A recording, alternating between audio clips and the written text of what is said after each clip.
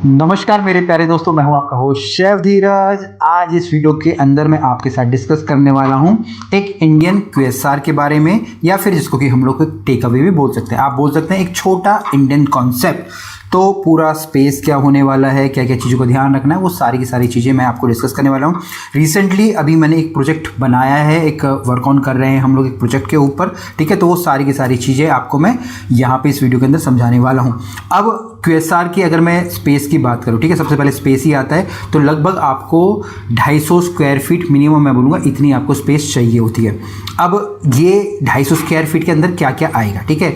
इसके अंदर हमारा किचन आएगा, ठीक है, हमारा स्टोरिंग का स्पेस आएगा जिसमें हमारी जो ग्रॉसरीज होगी वो स्टोर होती हैं, ठीक है। इसके अलावा हमारा जो वॉशिंग का एरिया आएगा, ठीक है। ये तो 3-4 जो एरियाज़ होते हैं वो टोटल हमारे स्पेस के अंदर आने वाले हैं। बट इससे भी ज़रूरी होता है हमारी लोकेशन। तो क्यूएसआर के लिए अगर आप लोकेशन देख रहे हैं तो ऐसी जगह आपको देखनी है जहाँ पे बहुत ज़्यादा आवाजाही हो, मतलब कि जहाँ पे फुटफॉल बहुत ज़्यादा हो सकता है कि रेंटल थोड़ा ज़्यादा हो, बट जो प्रॉपर फाइन डाइन की रेस्टोरेंट की तुलना में तो तब भी कम होगा, क्योंकि ये पूरा कॉन्सेप्ट जो मैं आपको बता रहा हूँ ये बजट फ्रेंडली हमारा कॉन्सेप्ट ही है, ठीक है। तो बट फुटफॉल आप वहाँ पे होना बहुत ज़्यादा ज़रूरी है।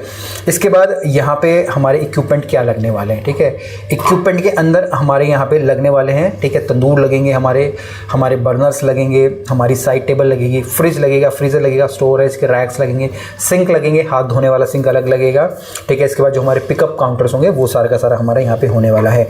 अब इक्विपमेंट के बाद जो आती है हमारी थीम आती है। अगर हमें क्यूएसआर बोलें तो बाहर जो हमारे बोर्ड्स लगते हैं, या अगर छोटा कोई स्पेस हमने बिल्कुल उसमें स्टैंडिंग में खड़े होकर खाने के लिए भी बनाए तो वहाँ पे भी हमको थोड़ी थीम देनी पड़ती है। अब तो थीम आप कौन कौन सी दे सकते हो, ठीक है। तो यहाँ पे आप विलेज गांव की थीम दे सकते हो, कोई पंजाबी थीम दे सकते हो, भांगड़ा की थीम दे सकते हो, दिल्ली 6 की थीम दे सकते हो, ठीक है। आप कबाब्स की थीम दे सकते हो कि भाई कबाबी ये वो, ठीक है ना, होता है, आप कर सकते हो, ठीक है।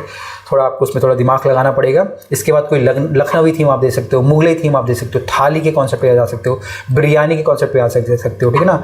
और यहाँ पे अगर आप थीम को दिखाने की कोशिश करेंगे तो इंटीरियर का भी पार्ट है, एक्सटीरियर का पार्ट है। इसके अलावा जो आपकी पैकेजिंग वगैरह होती है वो आप अपनी थीम बेस्ड रख सकते हो। इसके साथ साथ फिर हमारी बारी आती है हमारे मेन्यू के ऊपर। अब यहाँ पे एक तो आपका मेन मेन्यू का जो आप रख रहे हैं खाना, जैसे ही मैंने आप बोला कि आप कोई पंजाबी खाना रख रहे हैं, ठीक है, तो वहाँ पे एक मेन मेन्यू आपका होता है।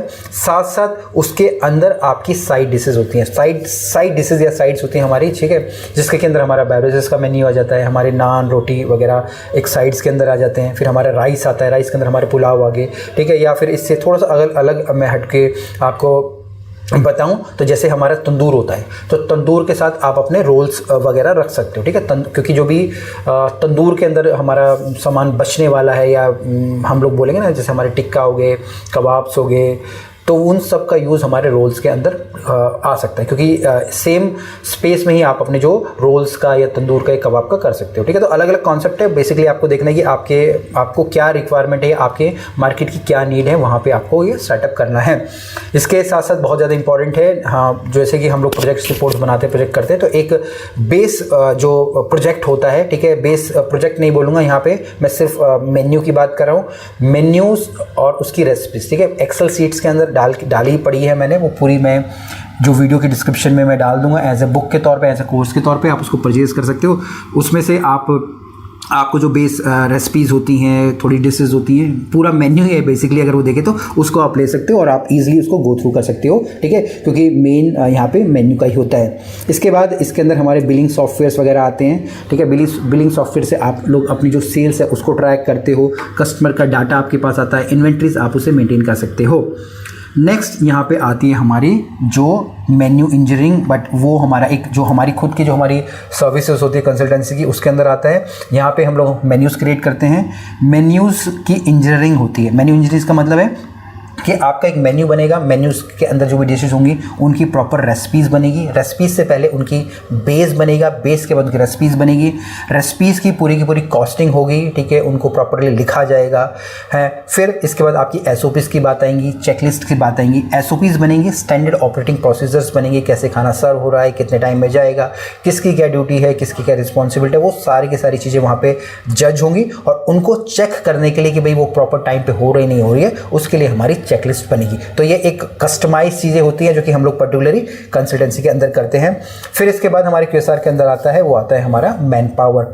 अब मैन पावर कितनी लगेगी, अगर छोटे QSR की बात करूँ तो 4 से 5 लोगों का स्टाफ तब भी मिनिमम होता है, ठीक है, जिसमें कि आपके जो किचन की टीम होगी, फिर आपके जो यूटिलिटी होगी, जो बर्तन धोने वाले होंगे, ठीक है, और एक बंदा आपका यहाँ पे जो बिलिंग काउंटर पे खड़ा होगा। क्योंकि यहाँ पे आपको मेन्यू कोई बहुत ज़्यादा बड़ा नहीं रखना होता है, बट कोई ना कोई तो थीम आपको देनी ही होती है। क्योंकि आप जस्ट बोल के कि भाई मैंने एक QSR चालू कर दिया है तो मैं उसको स्टार्ट कर दूँ, वो भी नहीं होता है। मैन पावर में यहाँ पे आपको स्किल्ड मैन पावर चाहिए होती है, क्योंकि यहाँ पे आपको चाहिए होते हैं स्ट्रॉन्ग बंदे, क्योंकि आपका स्पेस छोटा है। तो आपको ट्रेंड लोग चाहिए होंगे जो कि कम स्पेस में अच्छे से काम कर पाएँ। और यहाँ पे मैं बोलता हूँ, जैसे अगर मेरे पास एक बड़ा रेस्टोरेंट है तो अगर किसी को कम काम आता है, ज़्यादा काम आता है, तभी चलता है। बट यहाँ पे आपको जो अच्छे काम करने वाले होते हैं या जिनके ऊपर स्किल्ड होती है वही रखने होते हैं, क्योंकि यहाँ पे स्पेस भी उतना है, लोग भी कम हैं। तो अगर आप बोलोगे कि भाई मैं 2-3 लोग रख लूँ बट उनको काम नहीं कर पाएंगे वो, क्योंकि स्पेस भी नहीं होगा, क्योंकि आपको स्पेस भी चाहिए ना, तो आपको यहाँ पे एग्जैक्ट अच्छे शेफ्स ही रखने हैं। फिर बात आती है हमारी मार्केटिंग की। मार्केटिंग आप ऑफलाइन और ऑनलाइन कर सकते हो। ऑफलाइन ही आप लोग पहले कीजिएगा, वो ज़्यादा बेहतर रहता है, जिसमें कि आपकी जो पैम्पलेट्स बांटना हो गया आसपास की जगह वो हो जाता है, ठीक है। फिर इसके बाद आप लोग ऑफलाइन में जो ब्लॉगर्स वगैरह होते हैं, ठीक है, उनको आप लोग इन्वाइट कर सकते हैं। इवन अपने जो फैमिली मेम्बर्स हो गए जो आजू बाजू में रहते हैं, ठीक है, ज़्यादा दूर तक मत जाइएगा क्योंकि वो वापस नहीं आएंगे। ऐसे लोग जो आपके आजू बाजू में हैं, आपको जानते हैं, उनको आप अपने रेस्टोरेंट से बुला सकते हैं, ठीक है। तो ये स्ट्रेटजी आप कर सकते हैं। बाकी ऑनलाइन में आपकी इंस्टाग्राम हो गया, फेसबुक हो गया, यूट्यूब का चैनल हो गया, ठीक है, वो किसी को आप हायर कर सकते हैं या खुद भी कुछ थोड़ा बहुत खुद भी आप अपने आप कर सकते हैं। ये सब इजी होता है। बट मेन बात यहाँ पे हमारे ऑपरेशंस की आती है, मेन्यू इंजीनियरिंग की आती है। तो होपफुली आपको पूरा का पूरा कॉन्सेप्ट समझ आ गया होगा। लोकेशन के बारे में क्या क्या इक्विपमेंट लगेंगे, कितनी चीज़ें चाहिए होंगी, बिलिंग सॉफ्टवेयर कैसे काम करेगा, रेसिपीज़ क्या होंगी। बाकी एक मैंने आपको सैम्पल के तौर पर रेसिपी बुकलेट मैं उसको बोलूँगा या कोर्स बोलूँगा, वो मैं डिस्क्रिप्शन में डाल दूँगा, आप वहाँ से ले सकते हैं। कुछ भी क्वेश्चन हो, कमेंट्स हो, मुझे ज़रूर लिखिएगा।